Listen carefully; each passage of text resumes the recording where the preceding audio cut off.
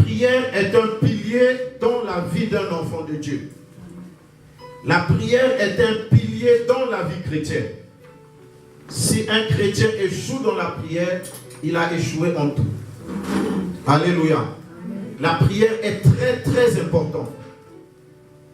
Vous savez, quand on construit une maison, lorsque on construit une tour, elle est toujours soutenue par des piliers. Un édifice qui monte, un bâtiment qui monte en hauteur ou en grandeur, il est soutenu par des piliers. C'est soutenu par quelque chose. On creuse, on met d'abord des piliers et ensuite on construit là-dessus. Amen. Si les piliers chancellent, tout le bâtiment va chanceler. Il en est ainsi pour la prière et pour nous.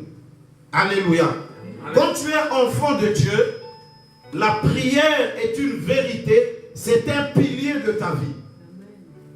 La prière va être comme un aiguillon dans ta vie. Dans la vie spirituelle, la prière reste un pilier et un aiguillon. C'est elle qui va jouer dans beaucoup de paramètres. En fait, la prière va influencer tous les paramètres de ta vie. La prière va commencer à impacter la vie spirituelle jusqu'à ta vie en tant qu'être humain. Donc la prière est très capitale. Et un enfant de Dieu qui ne prie pas, un enfant de Dieu qui n'a pas une vie de prière, un enfant de Dieu qui ne s'intéresse pas à la prière, il a d'emblée échoué dans sa vie chrétienne. Que ce soit clair. Parce qu'il y a des chrétiens aujourd'hui qui n'aiment pas la prière, qui ne prient pas. Parce qu'on leur a habitué à un système où on prie pour eux. Mais un enfant de Dieu, un chrétien, doit lui-même prier. C'est une recommandation du Seigneur. Jésus-Christ, notre Seigneur, qui était le Fils de Dieu, lui-même en tant qu'être humain, il avait une vie de prière. Parce qu'il sait combien la prière est capitale. Lorsque tu quittes la prière, tu commences à t'éloigner de ta vie chrétienne.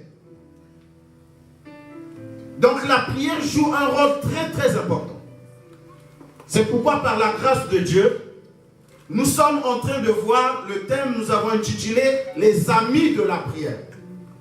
Parce que la parole de Dieu nous montre aussi que la prière a beaucoup de choses qui s'associent avec la prière. Pour que ta prière soit bien, pour que ta prière soit exaucée, pour que ta prière produise des résultats. La prière ne produit pas des résultats seulement par la prière. Mais la prière produit des résultats quand elle est associée à certaines choses. C'est pourquoi nous avons appelé cela les amis de la prière. Les choses qui concordent avec la prière. La prière ne marche jamais seule. Comme lorsque tu t'adresses à Dieu, tu as affaire à Dieu, tu as affaire au Père, au Fils et au Saint-Esprit. Mais les trois sont un. Tu ne peux pas dire que je veux seulement du Père et je ne veux pas du Fils. Amen. Amen. Tu ne peux pas dire je veux seulement du Fils mais je n'ai pas besoin du Saint-Esprit. Tu ne peux pas dire j'ai seulement besoin du Père, je n'ai pas besoin du Saint-Esprit. C'est impossible. Et c'est comme ça aussi que fonctionne la prière. Amen. Amen. C'est pourquoi vous voyez qu'il y a beaucoup de prières qui ne sont pas exaucées. Il y a beaucoup de gens qui prient beaucoup, mais il n'y a pas assez de résultats. Parce qu'ils n'ont pas associé la prière aux amis de la prière. Ou bien ils ont pris la prière avec les ennemis de la prière. Quand tu associes la prière avec les ennemis de la prière, tu échoues. C'est comme un projet qui échoue dans l'œuf. Alléluia. C'est comme un enfant qui est déjà mort dans le ventre avant même de naître. La prière a des amis. Et vous devez savoir ces amis-là de la prière. Parce que dans la réalité, aujourd'hui, dans nos assemblées, il y a beaucoup de personnes qui prient, mais il y a peu de résultats. Alléluia. Amen. Et c'est ça que nous voulons regarder de près. Parce que le Seigneur Jésus a dit dans Jean 15, « Je vous ai choisi, je vous ai établi, afin que vous portiez du fruit. » Donc il a dit, « Je vous ai choisi, je vous ai établi enfant de Dieu, afin que vous puissiez porter du fruit. » Or les fruits, en autre mot, ce sont des résultats. Un fruit, c'est un résultat. Tu ne peux pas être enfant de Dieu sans résultat. Tu ne peux pas être enfant de Dieu sans fruit. Même aux pharisiens et aux Israélites qui ont dit à Jésus, nous sommes les descendants d'Abraham. Nous sommes les fils d'Israël. Il leur a répondu, mais produisez donc des fruits. Ce n'est pas question de proclamer seulement, mais vous devez produire des fruits. Parce que ce sont des fruits qui prouvent ce que vous êtes réellement en vérité. La Bible dit, on reconnaît un arbre par son fruit. Vous devez produire des fruits. Vous devez produire des résultats. Parce que Jésus, votre Seigneur, notre Dieu, ce n'est pas un Dieu de théorie. C'est un Dieu de résultats. Il n'est pas un Dieu en théorie. Ce n'est pas un Dieu que nous avons imaginé. C'est un Dieu de résultats. Donc en tant qu'enfant de Dieu, tu dois produire des résultats. Jésus a dit, je vous ai établi afin que vous produisiez des résultats. Jésus ne peut pas te prendre un païen dans le monde. Il te transforme et il fait de toi un enfant de Dieu. Après, ça ne produit rien. Amen. Amen. Le Saint-Esprit doit produire des résultats. Quand il est là, il y a des résultats. C'est inévitable.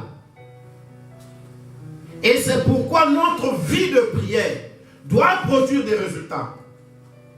Aujourd'hui, si ta vie de prière ne produit pas de résultats, il faut que tu examines qu'est-ce qui ne va pas. Et avec Dieu, il faut être sincère. Il faut avoir les yeux sur la vérité. Alléluia. Amen. Et donc, nous sommes en train d'énumérer avec la parole de Dieu quels sont les amis de la prière. Les choses qui marchent ensemble avec la prière, que tu ne peux pas dissocier de la prière. Une fois que tu dissocies ces choses de la prière, tu annules toi-même le résultat de ta prière. Parce que souvenez-vous que quand Jésus a guéri un aveugle, il n'a pas dit à l'aveugle que la puissance de Dieu t'a guéri. Il a dit à l'aveugle, ta foi t'a guéri. Ta foi t'a sauvé. C'est-à-dire, il s'agit de toi. Amen. Alléluia. Amen. C'est pourquoi c'est à toi de voir, parmi les amis de la prière, quels sont les amis qui manquent à ta prière, afin que ta prière ne produise des résultats. Ou bien qu'est-ce que tu peux ajouter à ta prière, afin que ta prière produise des résultats. Nous avons vu, je vais faire un rappel, que la première des choses pour la prière, c'est d'abord le médiateur. Je vous ai instruit sur le médiateur. Aucune prière d'un homme ne peut arriver devant Dieu sans le médiateur.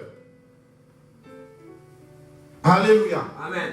Parce que si déjà ta prière n'arrive pas devant Dieu, c'est impossible que cette prière puisse produire des résultats. Amen. Parce que le résultat, c'est l'exaucement de la prière. Amen. Quand Dieu exauce ta prière, lui, il va répondre à ta prière. C'est alors que tu verras les résultats. Yes. Et pour que ta prière arrive devant Dieu, il faut le médiateur. Amen. Aucun homme ne peut faire atteindre sa prière devant Dieu sans le médiateur. Parce que la Bible nous dit en vérité que Dieu n'exauce pas les pécheurs. Jean 9, 31, Dieu n'exauce pas les pécheurs. C'est-à-dire que tu ne peux pas être un enfant de Dieu et tu es quelqu'un qui pratique le péché.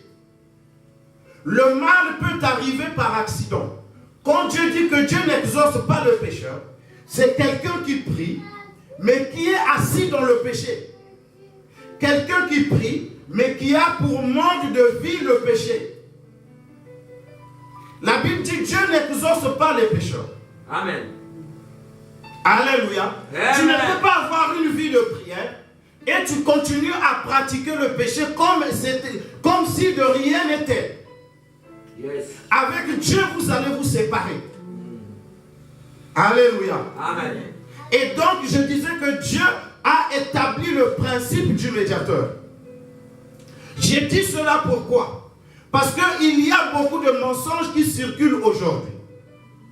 Satan a voulu ou bien veut égarer les enfants de Dieu. En faisant quoi? Il a établi plusieurs médiateurs. Il y a des hommes qui sont des médiateurs aujourd'hui, qui se considèrent eux comme étant le médiateur entre les enfants de Dieu et Dieu. Parce que Satan sait que si tu passes par le bon médiateur, si tu passes par le meilleur médiateur, ta prière va arriver auprès de Dieu. Qu'est-ce qu'il veut faire? Comme Satan veut que tu souffres, Satan ne veut pas que tes prières puissent produire les résultats. Il va inventer d'autres médiateurs pour t'égarer. C'est ainsi que vous voyez aujourd'hui, il y a beaucoup de gens qui ont pris la place de médiateur. Amen. Amen. D'autres sont des prophètes, d'autres sont même des pasteurs, d'autres sont des saints qui étaient morts, d'autres sont des cardinaux, d'autres sont des papes, plusieurs types.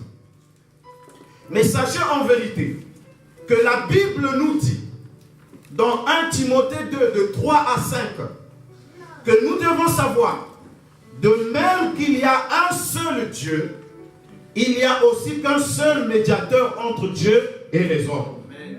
À savoir Jésus-Christ de Nazareth. Amen. Parce que lui seul a versé son sang pour être le médiateur. Parce que Dieu avait exigé que le médiateur des hommes soit un sacrifice par le sang. Depuis l'Ancien Testament, le peuple d'Israël ne s'approchait pas devant Dieu sans avoir répandu du sang. Amen. Et c'est pourquoi Jésus, étant mort, a répandu son sang pour être le médiateur, le seul médiateur entre Dieu et les hommes. Amen. Donc déjà, toi qui pries, tu dois savoir que tous les médiateurs qui t'ont été inventés, ce sont des médiateurs de mensonges. Alléluia. Il y en a qui sont vivants, il y en a qui sont morts. Ce sont tous des médiateurs de mensonges. Seul Jésus-Christ est le médiateur entre Dieu et les hommes. Amen. C'est ça la vérité de l'évangile et de la foi. Parce qu'il s'est donné en sacrifice. Il a versé son sang. Pour être médiateur, il faut être un sacrifice. Et lui seul est le sacrifice. Maintenant, tous ceux qui se posent en médiateur aujourd'hui, citez-moi s'il y en a un qui est mort à la place des hommes. Nada. Il n'y en a pas. Nada. Alléluia. Amen. Même ceux qui sont vivants, ceux qui sont en train de prêcher la parole, ceux qui sont des super prophètes, ceux qui sont des archibishops, ceux qui veulent même dépasser le pape en titre, ils ne sont pas des médiateurs. Ce sont des menteurs qui sont rentrés jusque dans l'assemblée de Dieu pour égarer les brebis du Seigneur. Amen. Et ils ont enseigné, ils ont instruit dans leur église que c'est lui qui est le médiateur entre le peuple et Dieu.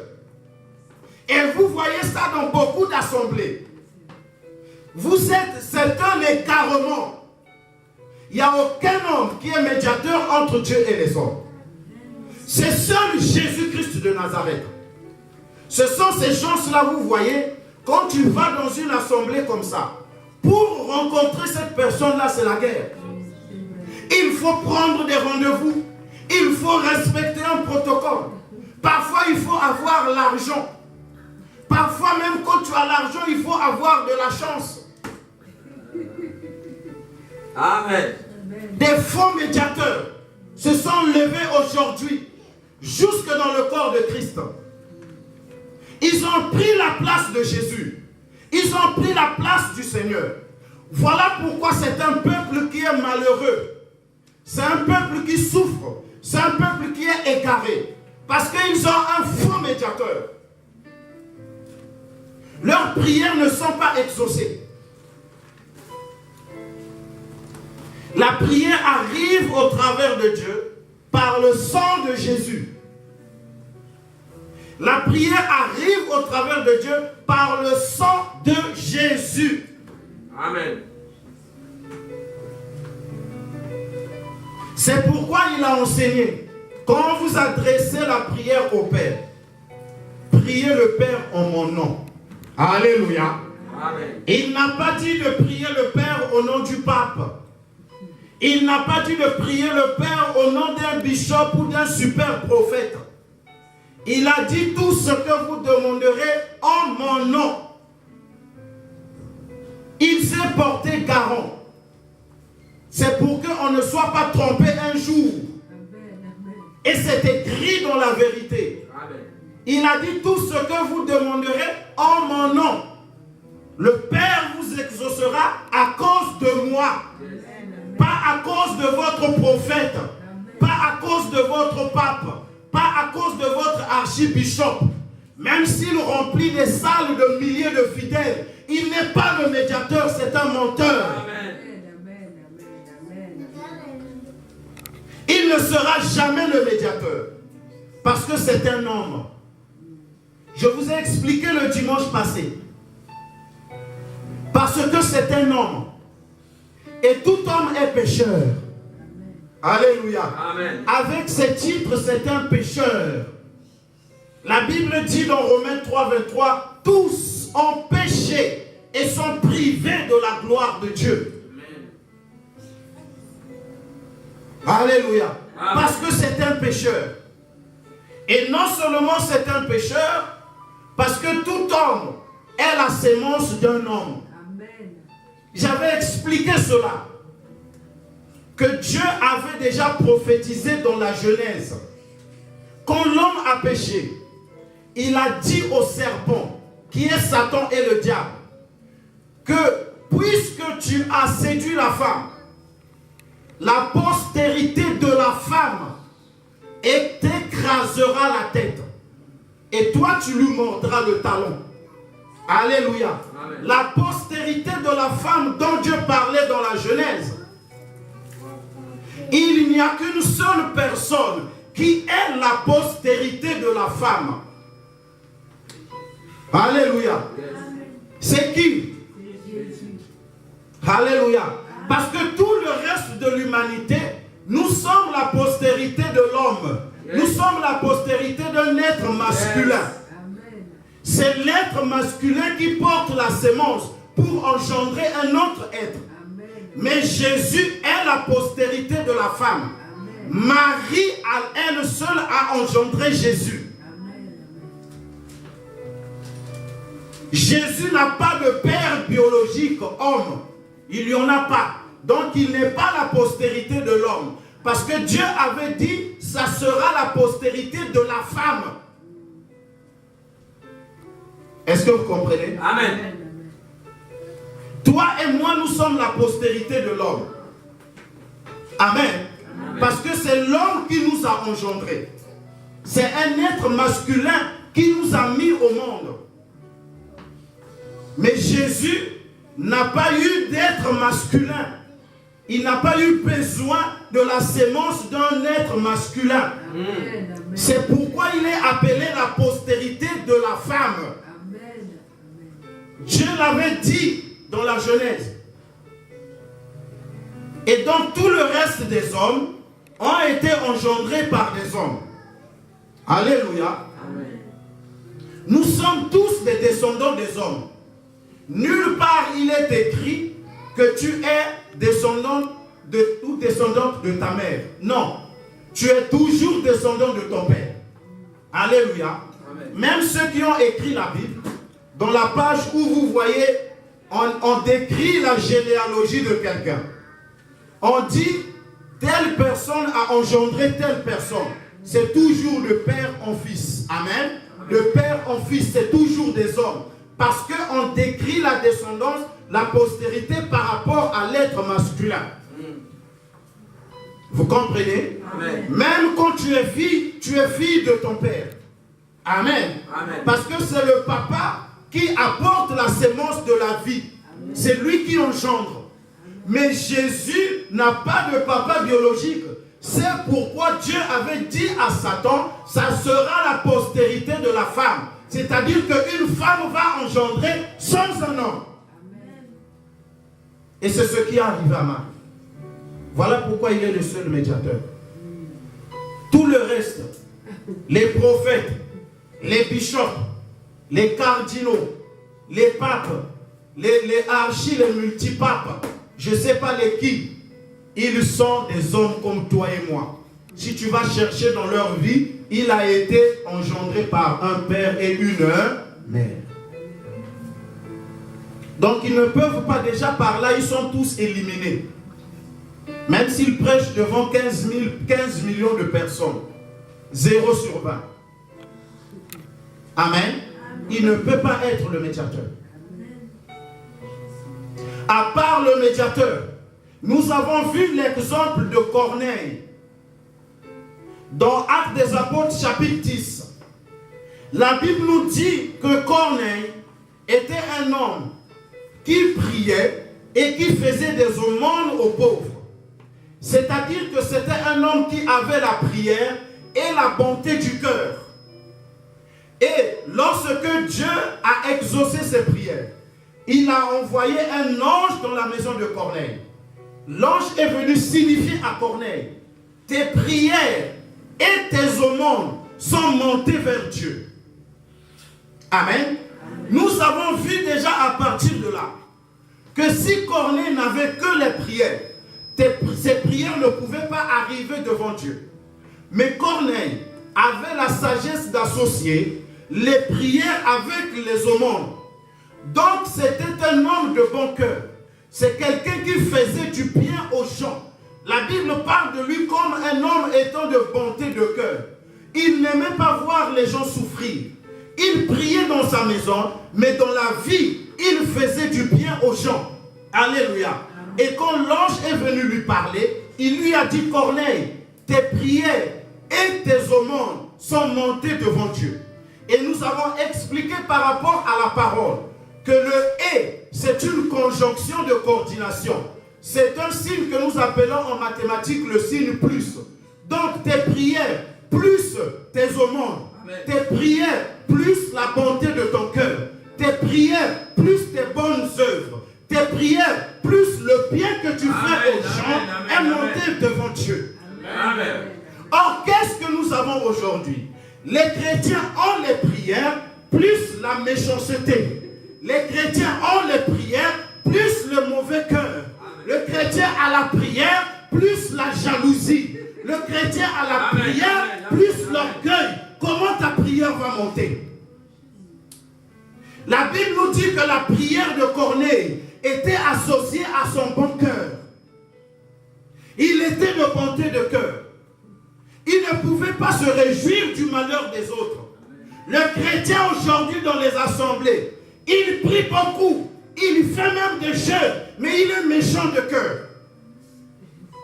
Il se réjouit du mal des autres. Il se réjouit quand les autres souffrent.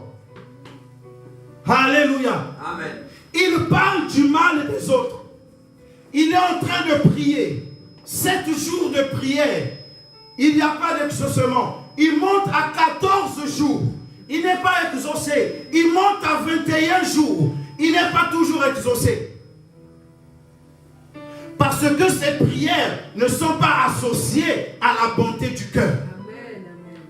Être bon dans la vie, c'est aussi ne pas porter de mauvais conseils aux gens. Il ne faut pas encourager les gens dans le mal. Même si tu n'as pas d'argent comme Corneille, tu peux être bon, tu peux être quelqu'un de bien sans argent. Amen. Tu es quelqu'un de gentil. Tu es quelqu'un qui respecte les autres. En tant qu'enfant de Dieu, tu donnes aux autres des bonnes orientations. Amen. Tu donnes aux autres des bons conseils. C'est plus que l'argent.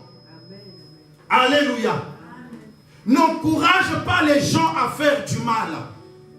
N'encourage pas les gens à pécher. Quand tu vois quelqu'un qui est en train de commettre un péché, n'appuie pas, ne soutiens pas cela. Ça sera un mal qui sera compté pour ton compte toi aussi. Vous comprenez? N'encourage pas quelqu'un à aller voler. N'encourage pas quelqu'un à prendre la femme d'autrui. N'encourage pas quelqu'un à ravir le mari d'autrui. N'encourage pas quelqu'un à mettre du trouble dans le foyer d'autrui. Tu encourages le mal. Et quand tu encourages le mal, ta prière est associée à la méchanceté. Et la méchanceté n'est pas un ami de la prière. Si ta prière est associée à la méchanceté, ta prière sera annulée. Parce que Dieu n'aime pas les méchants. Dieu n'aime pas la méchanceté. Ce à quoi vous devez associer votre prière. Alléluia. Alléluia. Il ne faut pas être serviteur de Dieu et menteur. Il ne faut pas être enfant de Dieu dont la prière est en même temps menteur. Ne demeurez pas dans le mensonge. Parce que Dieu a dit que notre prière doit produire des résultats. Et ce que nous faisons, c'est seulement nous-mêmes ce que nous faisons qui fait que notre prière ne produit pas les résultats. La puissance de Dieu n'a pas changé. Le cœur de Dieu n'a pas changé. Le cœur du Seigneur n'est que amour. Dieu se plaît à répondre à nos prières. Dieu se plaît à nous bénir lorsque nous prions. Mais c'est nous-mêmes, lorsque nous associons notre prière à quelque chose qui annule la prière, alors ça ne marche pas. Prenons la Bible dans le livre d'Ésaïe, chapitre 1.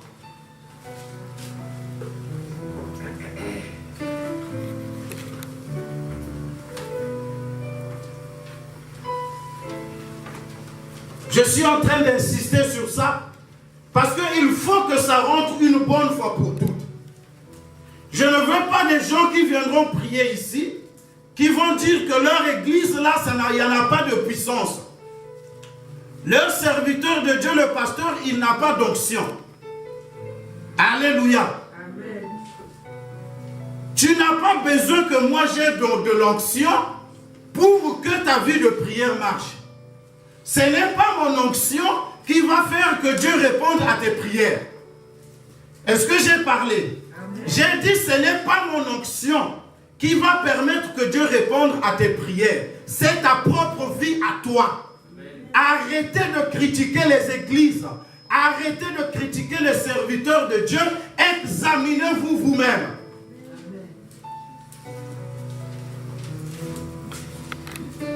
L'église n'a rien à voir. Alléluia. Si Dieu ne t'exauce pas, ce n'est pas le problème de l'église.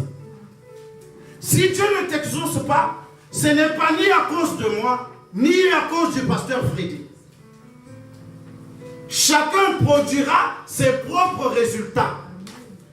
Tu as déjà vu un oranger produire des ananas? Alléluia. Amen. Comment un arbre oranger va produire les fruits d'un autre arbre? Chaque arbre produit quoi? Ses propres fruits. Alors ta prière doit produire tes propres résultats. Arrête d'accuser les gens. Ésaïe chapitre 1. Lisons à partir du verset 12. Lisons la parole de Dieu. Frère Régis. Lisons la parole du Seigneur dans Ésaïe chapitre 1 à partir du verset 12. Il est écrit: vous venez vous présenter devant moi, mais qui vous a demandé de piétiner mes cours? Alléluia. Pardon.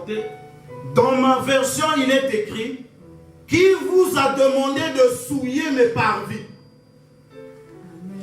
Amen. Alléluia. Amen. Ça c'est Dieu qui parle. Vous venez vous présenter devant moi. Qui vous a enseigné de souiller mes parvis? Qui vous a enseigné cela? Continuez. Cessez d'apporter des offrandes de céréales sans valeur. Je déteste vos encens, nouvelle lune, sabbat, organisation de rassemblement. Attends. Je déteste vos encens. L'encens, la fumée de l'encens qui monte. C'est comme la prière que tu élèves devant Dieu. Amen. Continue. Je ne supporte pas que vous ayez des rassemblements solennels alors que vous recourez au pouvoir magique. Alléluia. Je ne supporte pas que vous vous assemblez alors que, entre-temps, vous recourez au pouvoir magique.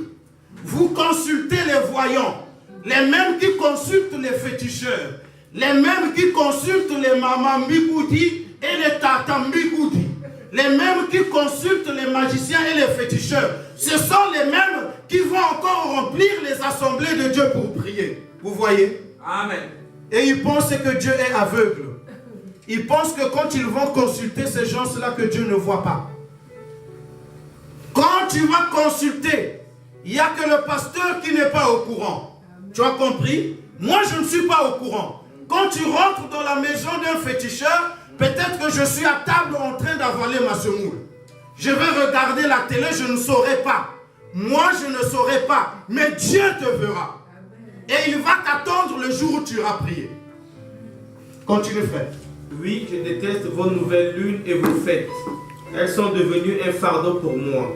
Voilà. Les gens, au lieu d'examiner leur vie, ils passent leur temps à faire des fêtes. Ce sont des fêtards. Maintenant, le jour où ils ont un problème, ils viennent prier. Or, ils ne savent pas que quand ils faisaient la fête, Dieu faisait quoi? Dieu voyait. Amen. Amen. Toi qui fais la fête, continue bien à faire la fête. Amen. Amen. Toi qui es le champion de toutes les fêtes, continue. En tant qu'enfant de Dieu, ce que Dieu veut, c'est que tu sois concentré sur ta vie spirituelle. Tu examines bien ta vie. Au lieu d'être dans les fêtes, en train de t'embrouiller, en train de te distraire. Parce que le jour où tu auras besoin de Dieu dans la prière, il va te dire, tu as passé ton temps dans les fêtes. Amen. Continue, mon frère. Je suis fatigué de les supporter. Alléluia. Quand vous étendez vos mains, je détourne les yeux. Vous m'offrez beaucoup de prières, mais je n'écoute pas. Point. Vos mains Attends. pleines de sang. Pardon. Lorsque nous prions, la Bible dit que tout homme prie qu'il étende ses mains vers le ciel. Alléluia. Amen. Que tout homme qui prie qu'il élève ses mains. Parce qu'il faut savoir que dans le spirituel, tout ce que tu fais, ça reste taché dans tes mains. Ça laisse des traces sur tes mains. C'est pourquoi toute personne, quand quelqu'un vient devant Dieu, il vient prier, Dieu lui dit, étends ta main. Alléluia. Amen. Étends quoi? Tes mains. Et il a dit, lorsque vous étendez vos mains, qu'est-ce que lui il fait? Je détourne ma face. Il détourne ses regards. Parce qu'il ne peut pas continuer de supporter avoir le sang qu'il y a sur tes mains. Il ne peut pas supporter de continuer à voir des choses que tu as volées qui se trouvent dans tes mains. Il ne peut pas supporter de continuer à voir les larmes que tu as fait poser sur tes mains. Lorsque tu as une femme, tu as détourné le mari d'autrui. La femme là-bas est en train de pleurer. les larmes là, ça va tomber sur tes mains. Vous comprenez? Lorsque tu es un homme, tu as pris la femme d'autrui, tu as brisé le foyer d'autrui, ceux là-bas qui pleurent, leurs larmes spirituelles, ça va se retrouver sur tes mains. Et le jour que tu viendras prier, Dieu va te dire étends tes mains. C'est pourquoi il a dit quand vous étendez vos mains, je détourne mes regards. Ce qui est pire, c'est que ici, Dieu parle à son peuple. Il ne s'agit pas des païens. Il ne s'agit pas des gens qui ne connaissent pas Dieu. Il s'agit des gens qui connaissent Dieu, puisqu'ils viennent à la prière. Donc ils prient. On leur enseigne la parole. Mais ils vont quand même faire le mal. Et quand ils reviennent pour prier, le mal là est attaché à leurs mains. C'est les paroles qui concernent les gens qui prient. Comprenez-moi bien. C'est les paroles qui concernent les enfants de Dieu. Ça ne concerne pas les païens.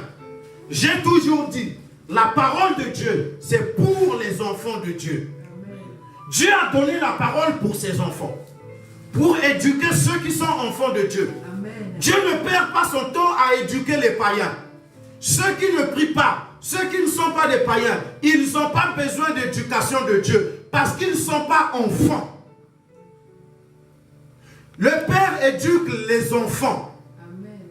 Dieu est comme un père, il nous éduque parce que nous sommes ses enfants. Les païens, ceux qui ne prient pas, ceux qui ne croient pas, ils ne sont pas des enfants de Dieu. Donc ils sont dispensés de la discipline du Père. Seulement quand une personne a quitté le monde et est venue auprès du Seigneur, il veut être enfant de Dieu, alors là, la parole de Dieu le concerne. Il y a une maman, une soeur qui m'avait appelé un jour.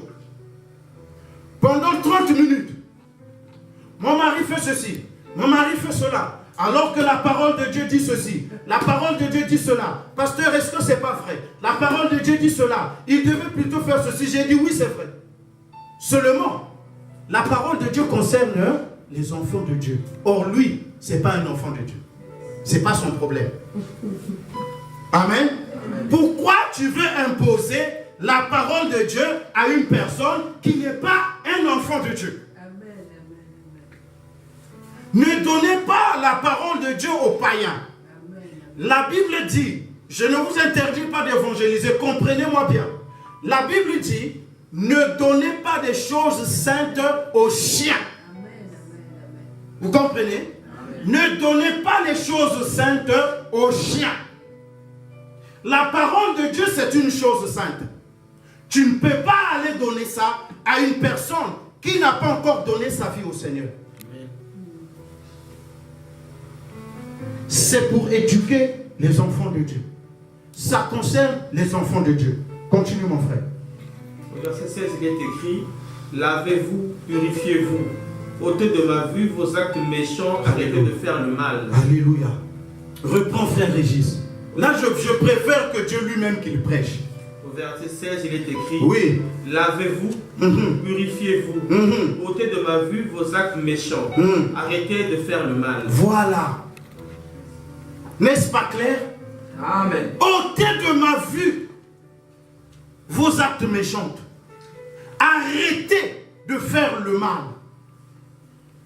Alors, apprenez à faire le bien, recherchez la justice, corrigez l'oppresseur, défendez les droits de l'orphelin de père et plaidez la cause de la veuve. Venez donc et remettons les choses en ordre entre nous, dit le Seigneur. Voilà. Amen. Continue. Même si vos péchés sont comme l'écarlate, ils deviendront aussi blancs que la neige. Amen. Continue. Même s'ils sont aussi rouges que de l'étoffe cramoisie, ils deviendront comme de la laine. Alléluia. Si continue. Vous faites preuve de bonne volonté et si vous écoutez, vous mangerez les bonnes choses du pays. Mais si vous refusez d'écouter et si vous vous rebellez, vous serez dévorés par l'épée. Car la bouche du Seigneur l'a dit. A parlé. Amen. Amen. Si vous faites preuve de bonne volonté, quelqu'un qui a la bonne volonté, c'est quelqu'un qui s'examine. Il comprend que je suis sur une mauvaise voie. Je suis en train de pratiquer des mauvaises œuvres.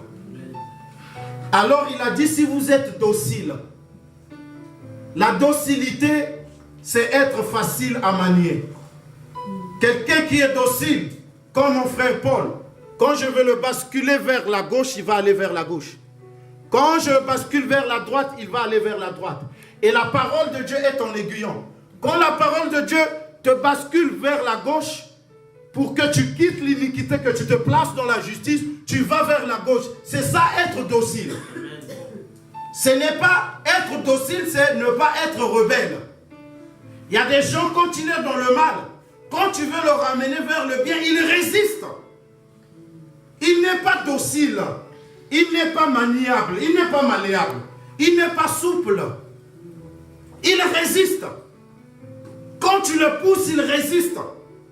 Il veut rester dans le mal. Or, Dieu a dit, si vous êtes docile et que vous avez de la bonne volonté, parce qu'il peut arriver que vous êtes trompé, parce qu'il peut arriver que vous avez fait du mal, mais si vous avez de la bonne volonté, vous mangerez les meilleurs fruits du pays. Amen. Vous mangerez les meilleures bénédictions de Dieu. Amen. Dieu ne s'étonne pas que quelqu'un fasse le mal. Mais Dieu s'étonne quand un enfant de Dieu demeure dans le mal. Il ne peut pas manger le fruit. Car la bouche de l'Éternel a parlé. Voilà, tu peux t'asseoir, frère Régis. Merci, frère. Voilà ce qui se passe dans les assemblées de Dieu. Voilà pourquoi il y a une différence entre les gens qui priaient avant et les gens, la génération qui prie aujourd'hui. Ce n'est pas Dieu qui a changé. C'est la nature des gens qui a changé. Vous comprenez? Si vous êtes docile et vous avez de la bonne volonté, vous mangerez les meilleurs fruits. Vous jouirez des meilleures bénédictions. Dit le Seigneur. Ésaïe 59.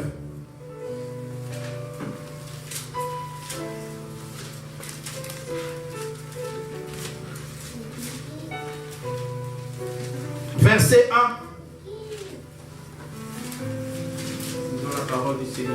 Amen. Dans Ésaïe 59, verset 1. À 3. Du verset 1 à 3.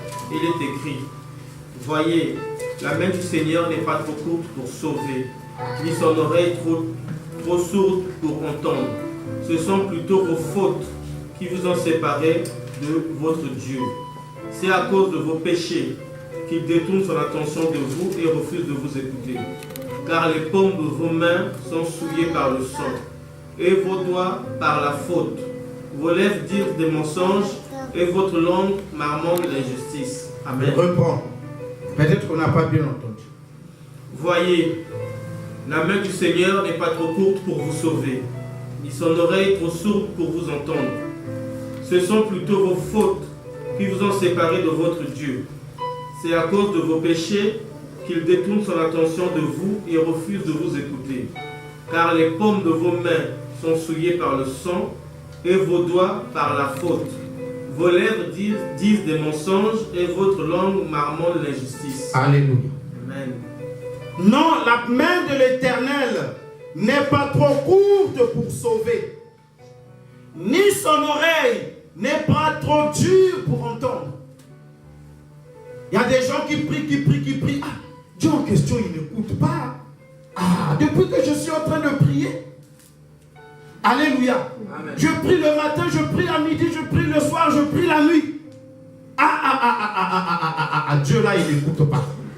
La Bible dit, l'oreille de Dieu n'est pas sourde pour vous entendre.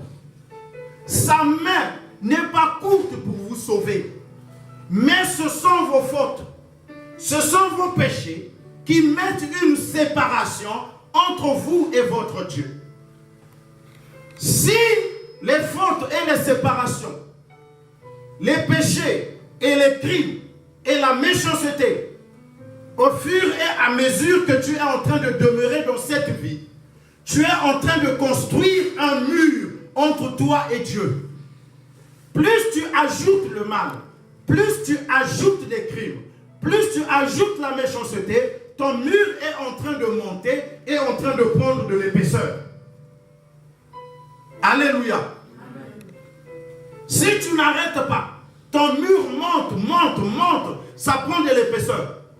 Et quand tu vas prier, Dieu va se retrouver de l'autre côté du mur, et toi d'un côté du mur, et toi de l'autre côté du mur. Maintenant, Dieu entend le cri ou la voix. Mais le problème, il y a un mur entre toi et lui. Et c'est un mur spirituel que tu as fait monter toi-même.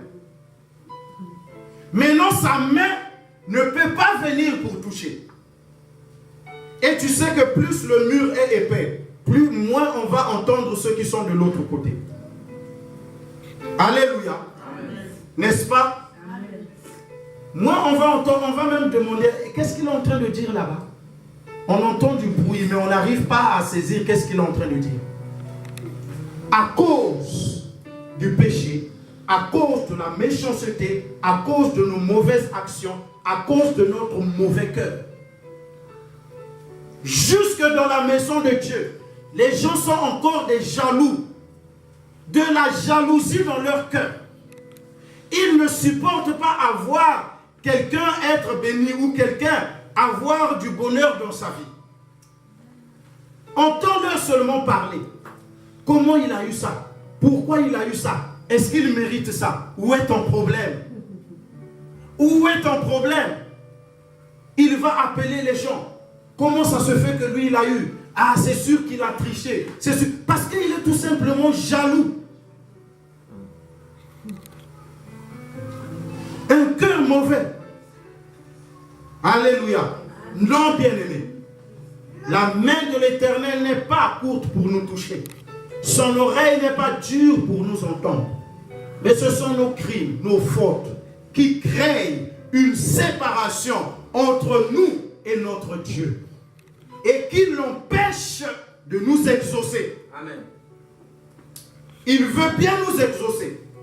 Mais nous-mêmes, nous avons créé un mur. Nous avons monté un mur. Je suis bien aimé. Quand tu montes ce mur-là, ça veut dire que toi, c'est toi, tu montres à Dieu que je veux me séparer avec toi. Tu lui envoies un message. Comme toi, Seigneur, entre toi et moi, je mets un mur. Quand tu es en train de mettre le mur, là, tu n'as pas besoin de Dieu. Amen. Le jour que tu auras besoin de Dieu, ce mur-là commence à te faire défaut. Amen. Amen. C'est un message que tu envoies de près de Dieu. Dieu, je sais que tu m'aimes, mais séparons-nous seulement. Toi, tu veux trop de justice, tu veux trop de sanctification. Moi, je veux demeurer dans le mal. Donc, je mets d'abord un mur entre nous. Il y a des gens comme ça qui vous disent, en attendant, hein, on ne se parle plus, reste d'abord dans ton coin. Moi aussi, je reste dans mon coin. Que chacun évolue. Après, on verra ça. C'est que dans l'avenir, c'est toi qui auras besoin de lui. Après, le mur que tu as toi-même créé, ça commence maintenant à te causer des problèmes. C'est ce que nous faisons avec Dieu. Dieu reste d'abord là-bas. Parce que trop de sanctification, trop de justice, trop de droiture, je ne suis pas bien là. Reste d'abord dans ton coin avec ton Dieu, hein, avec tes machins là, tes prières et tes quoi là. Hein. Moi, je reste d'abord dans mon coin, je fais ma petite vie. Je crée un mur. Et c'est comme ça qu'on nous dit, ah bon, tu sais, bon, même si on prie, mais ça c'est ma vie privée. Hein. Tu vois, ça c'est quand même ma vie privée. Tu es en train de construire ta vie privée. Tu es en train de créer un mur entre toi et Dieu. Le privé, c'est un mur. Le privé, c'est un mur. Ça, c'est la propriété privée. C'est un mur. Tu crées un mur entre toi et Dieu. Et même quand Dieu envoie un serviteur de Dieu te parler, oh non, non, non, non, non, non, non, non, ça, on ne peut pas toucher. Ça, c'est ma vie privée. Ta vie privée. Un enfant de Dieu. Depuis quand un enfant de Dieu a une vie privée? Depuis quand? Tu es le même à avoir confessé que Christ est dans ta vie. Quand on chante, je suis en Christ et Christ est en moi. Alléluia. Ah, je suis en Christ, alléluia, et Christ est en moi. Entre moi et mon Seigneur, c'est la symbiose. J'aime mon Dieu et mon Dieu m'aime. Après un matin, tu te lèves. J'ai ma vie privée. Non, pasteur, ça c'est ma vie privée. Vous exagérez. Comme on a beaucoup de français, le français a beaucoup de mots, on a des raisonnements, on connaît des termes, comment balancer pour esquiver Dieu. On utilise les paroles pour esquiver Dieu. On crée un mur. Tout celui qui parle de vie privée a créé un mur entre lui et Dieu. Et je te dis aujourd'hui, ce mur-là que tu crées, c'est toi qui en seras perdant. Amen. C'est toi, bien-aimé. C'est toi. La Bible dit que celui qui pêche, il nuit à son propre âme. Tu ne vas pas nuire à Dieu. Par tes péchés, tu ne vas pas salir Dieu. Tu ne peux pas salir Dieu. Tu te salis toi-même. Dieu reste saint. Il est saint. Alléluia. Amen. Ce sont des amis de la prière. Amen. Amen. Gloire à Dieu. Nous allons évoluer aujourd'hui encore. Chapitre 3 jusqu'au chapitre 7. Non, verset 3 jusqu'au verset 7. Amen. C'est écrit, de la même façon, vous les femmes, soyez soumises à vos maris, afin que si quelqu'un n'obéisse pas à la parole, il soit gagné sans parole à la grâce, conduite de leurs femmes, parce qu'ils auront été témoins de votre conduite pure et pleine de respect. Que votre beauté ne soit pas extérieure, cheveux tressés, ornements en or ou beaux vêtements. Mais que votre beauté ne soit pas extérieure. Cheveux, ornements, des habits chers, mais que ce soit, continue. Mais qu'elle soit la personne intérieure, Amen. avec la beauté impérissable, d'un esprit doux et paisible, qui est d'une grande valeur aux yeux de Dieu. Voilà. Un esprit doux et paisible. Quelqu'un qui est doux, c'est quelqu'un qui n'agresse pas les gens. Alléluia. Un comportement agressif. Un comportement, je peux dire, guerrier. Moindre problème, c'est la guerre, c'est l'affrontement. Ça, c'est pas un esprit doux et paisible. Continue. Car c'est ainsi que se rendaient belles autrefois les femmes saintes qui espéraient en Dieu. Continue. Elles qui se soumettaient à leur mari, telle Sarah qui obéissait à Abraham et l'appelait Seigneur. Continue. Et vous êtes devenues ses filles à condition de continuer à faire le bien et de ne pas céder à la peur. Continue. De la même façon, vous les maris, vivez avec elles en les comprenant. Accordez-leur de l'honneur comme à un vase plus faible, le vase féminin. Puisqu'elles aussi sont héritières avec vous de la faveur imméritée de la vie. Amen. Attention. C'est la dernière phrase qui va être très importante sur tout ce que l'apôtre Pierre a dit. Amen. Écoutez bien cette phrase. Afin qu'il n'y ait pas d'obstacle à vos prières. Alléluia. Amen. Alléluia. Amen. Alléluia. Amen. Acclamons le Seigneur. Tout ce que l'apôtre est en train de dire, d'expliquer, les conseils qu'il a énumérés en amont, la conséquence, c'est que afin que rien ne puisse faire obstacle à vos prières. Ça veut dire que tout ce qu'il a cité ici en amont, cela va produire des obstacles dans la prière. Cela va faire obstacle, c'est quoi? Cela va empêcher que la prière soit exaucée. Alors beaucoup de gens prient. Il y en a qui sont mariés. Il y a les hommes et il y a des femmes. Ils sont en train de prier. Beaucoup sont en train de prier. Mais il y a des obstacles à la prière. Dieu dit ici que s'il y a de tels comportements, il a cité le comportement de la femme. Il a aussi cité le comportement de l'homme. Il a dit s'ils ont de tels comportements, cela viendra faire obstacle aux prières. La parole de Dieu nous enseigne que tout homme qui prie, il doit d'abord examiner, faire attention, si il est dans le conseil de l'apôtre Pierre. Sinon, cela fera obstacle à sa prière. toute femme qui prie doit d'abord faire attention. Si elle est fille de Sarah, ça dit que si elle a le même esprit, le même comportement qu'avait Sarah, sinon, cela fera obstacle à sa prière. Amen. Or, les femmes viennent prier sans tenir compte de leur comportement à l'égard de leur mari. Et cela est un obstacle à la prière. Voilà pourquoi il y a beaucoup de prières.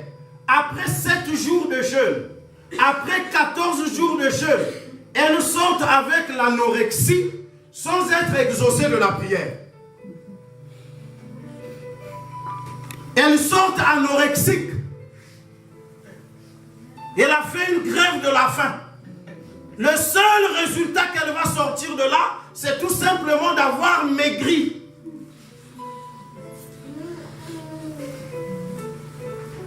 Quand 14 jours ça ne marche pas, ils vont monter à 21 jours. Quand ils prient en ville, ils ne sont pas exaucés, ils vont sortir en retraite, ils vont aller dans les brousses, dans les montagnes. Ils vont être dévorés là-bas par un chien. Ça sera le seul résultat de vos prières. C'est les moustiques qui vont vous rencontrer là-bas. Pas le Saint-Esprit ni les anges. Vous allez revenir avec des piqûres de moustiques. Parce que ce que la parole de Dieu recommande, c'est d'abord ce comportement-là. Quand tu as ce comportement-là, tu ne feras que peu de prières. Tu ne vas pas beaucoup prier. Tu ne vas pas t'égosiller. Quand tu as ce comportement-là, dès que tu élèves tes mains, tu élèves la voix. En moins de 3 minutes, Dieu t'a déjà exaucé. Amen. Parce que tu pries avec un ciel qui est ouvert. Vous comprenez? C'est pourquoi aujourd'hui on ne comprend pas. C'est devenu comme de la concurrence. Tu entends là-bas, ils ont fait 14 jours de prière et de jeûne. J'avais vu un autre, il a fait la publicité. Eux, ils vont monter à combien? À 60 jours. Donc, ils ont battu le record de tout le monde. C'est devenu comme la concurrence pour dire que, vous voyez les autres, là, ils font seulement 20 jours. Mais nous, on va faire 40, donc nous, on aura plus de puissance. Ils vont sortir de là, maigrichons et anorexiques. Parce qu'avant d'aller à la prière, c'est d'abord ça qu'il fallait examiner. L'apôtre Pierre a dit, il y a d'abord ça, afin que rien ne vienne faire obstacle à vos prières. Et il y a beaucoup de femmes qui prient. Il y a même des groupes de femmes qui prient dans beaucoup d'églises. Où sont les filles de Sarah? Alléluia. Où sont les filles de Sarah?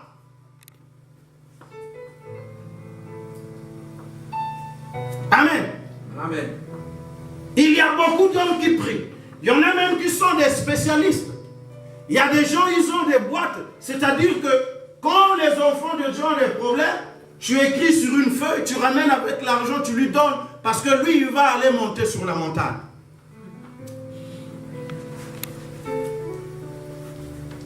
Ils oublient de savoir quel genre de mari il est.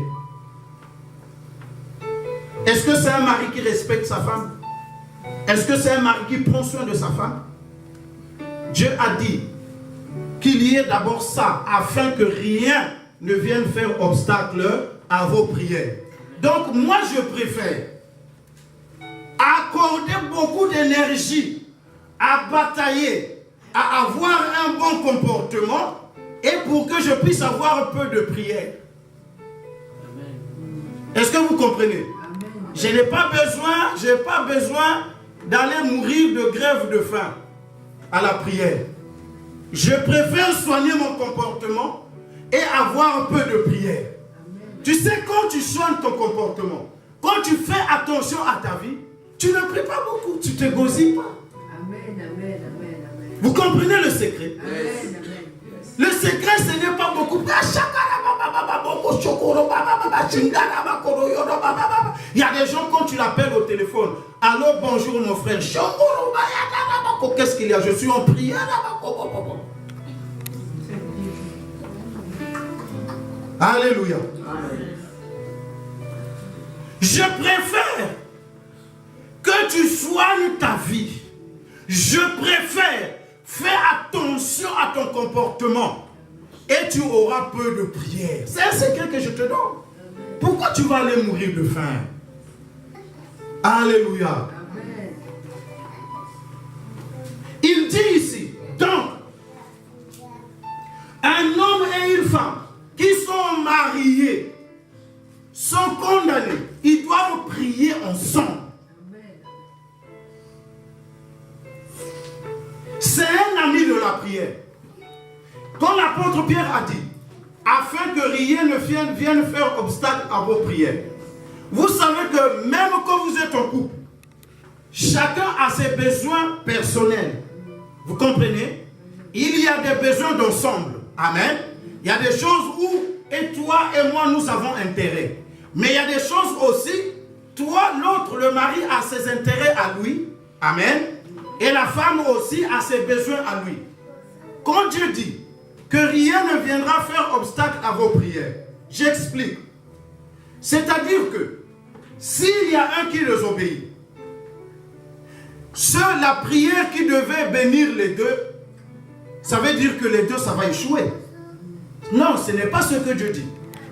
Si c'est toi qui désobéis, ce sont dans tes besoins personnels à toi que Dieu va te coincer. Est-ce que vous avez compris? Quand tu vas prier pour ce qui concerne l'ensemble, Dieu va exaucer. Mais quand ça sera ton compte personnel, Dieu va te bloquer. Est-ce que vous comprenez? Pour que la femme ne puisse pas subir les conséquences du mal que son mari fait. Dieu est un Dieu de justice. Pour que le mari ne puisse pas subir les conséquences du mal que sa femme fait. Dieu va l'attendre. Quand lui-même il aura besoin de Dieu, c'est là où Dieu va le bloquer. Est-ce que vous comprenez cela? Amen. Mais quand tu pries pour l'intérêt commun, Dieu exauce. Mais quand c'est pour toi-même, Dieu va ne pas exaucer. Parce qu'il y a un problème. Vous comprenez la parole? Amen. Afin que rien ne vienne faire obstacle à vos prières. Donc les hommes et les femmes qui prient, et les femmes qui ne respectent pas leur mari. Il a dit ici, les femmes qui ne contrôlent pas leur façon de s'habiller. C'est la parole qui le dit. Une femme qui est chrétienne, qui prie, doit contrôler son habillement. Elle doit s'habiller avec décence et respect. Elle doit s'habiller avec pudeur.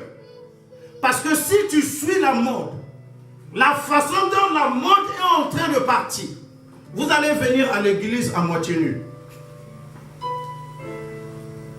Amen. Amen. Parce que maintenant, quand vous suivez, on n'habille plus les gens. On les déshabille petit à petit. Amen. Amen. Il y a des parties qui étaient cachées, on commence à enlever petit à petit, on commence à diminuer petit à petit. Et ça, ce n'est pas le propre des enfants de Dieu. L'apôtre Pierre qui a écrit ça, il ne vivait pas en notre temps. Mais c'est poussé par le Saint-Esprit. Qu'il savait que les générations à venir, les gens vont être déshabillés. C'est pourquoi il avait prévu ce conseil. Donc un couple qui ne s'entend pas, ce n'est pas un ami de la prière. C'est un frère dans la prière.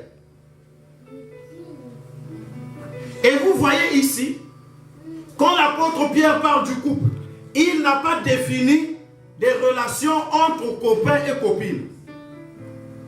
Parce que ça, Dieu ne connaît pas ça. Dieu ne regarde même pas ça. Est-ce que vous comprenez? Dieu n'a pas donné le conseil parce que devant Dieu, cela n'existe pas. Les enfants de Dieu se marient. Ils ne vivent pas dans le désordre. Amen. Amen. Voilà. Si quelqu'un t'aime, il t'épouse. Je dis aux filles, si quelqu'un t'aime, il t'épouse. Et je dis aux frères, si tu aimes une femme, tu l'épouses. Si tu ne l'épouses pas, c'est parce que tu ne l'aimes pas. Tu lui dis des mensonges. Donc ma soeur, aujourd'hui, si un homme refuse de t'épouser, c'est parce qu'il ne t'aime pas. Tu as compris? Est-ce que vous avez compris? Et un homme, je ne suis pas là-bas. À la base, le mariage est une institution de Dieu. C'est Dieu qui a résolu qu'un homme et une femme soient ensemble et qu'ils forment une famille. Et ils doivent être ensemble et former la famille dans le cadre du mariage. Donc mes filles, que l'on ne vous séduise pas. Si quelqu'un veut t'emmener beaucoup de baratin, tu lui dis que notre Père a dit, si tu m'aimes, tu m'épouses. Amen. Si tu ne m'épouses pas, c'est parce que tu ne m'aimes pas. Si tu ne m'épouses pas, qu'est-ce que tu fais avec moi? Alléluia. Tu me perds du temps. Tu bénéficies ou tu jouis de moi. Ça, c'est l'amour. Amen. Vous devez revoir les définitions. Quand tu es enfant de Dieu, il faut définir les choses comme Dieu les définit. Ne crée pas tes propres définitions. Ne vis pas avec les définitions de ce monde. Tu vas être trompé dans le mensonge. Alléluia. C'est aussi clair que ça. Ne tergiversez pas. Ne venez pas me dire, pasteur ou papa, mon copain, mon chouchou, mon quoi, ma carotte, je ne sais pas quoi, qu'il ne t'a pas encore épousé, qui ne veut pas t'épouser, il fait quoi avec toi? Alléluia. Il fait quoi avec toi? Frère, si tu ne veux pas épouser la fille d'autrui, tu fais quoi avec elle? Tu pêches devant Dieu, tu pêches devant ses parents, tu pêches devant l'église. Ton péché a 3 dimensions. C'est aussi simple que ça. C'est pas à lui de te donner la valeur, ma fille. Dieu t'a déjà donné la valeur et a fait de toi une fille de Dieu. Vous avez compris? Ayez seulement une seule phrase. Si tu m'aimes, tu m'épouses. Point.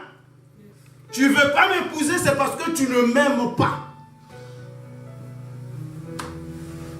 Et ce n'est pas à lui.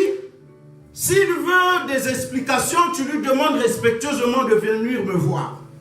Je vais lui expliquer. Parce que moi aussi, je suis un homme. Alléluia. Quand j'ai aimé, j'ai épousé. Vous comprenez? Voilà. Ce n'est pas en tant que pasteur, en tant qu'être humain, en tant qu'enfant de Dieu. Ne vivez pas, qu'on ne vous perde pas du temps. Parce qu'après, quand vous allez venir pleurer devant Dieu, il m'a perdu du temps. Il m'a fait ceci. Il m'a fait cela. Il m'avait promis. Il m'avait promis. Il m'avait promis. Qui t'a dit de manger, de vivre des promesses? Les promesses dont on te dit de vivre des promesses, ce sont les promesses de Dieu. Alléluia. Ce sont les promesses de Dieu. Parce que Dieu est fidèle. Parce que Dieu ne ment pas. Parce que Dieu est capable de réaliser ses promesses. Alléluia. Gloire au Seigneur. C'est un obstacle, ce sont des obstacles à la prière. Ce sont des amis, des choses qui vont avec la prière.